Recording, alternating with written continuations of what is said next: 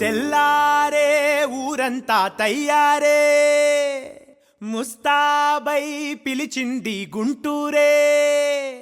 రద్దీలో యుద్ధాలే మొదలాయే, తగ్గేదే లేదంటే ప్రతివాడే. మరుపేరాని ఊర్రే గుంటూరే, అలుపంటూ లేదంటే సూర్యుడే. పగలంతా తడిసేలే సొక్కాలే, ఎన్నెన్నో సరదాలే కొలువుంటే. కారాలే నూరేది అంటారే.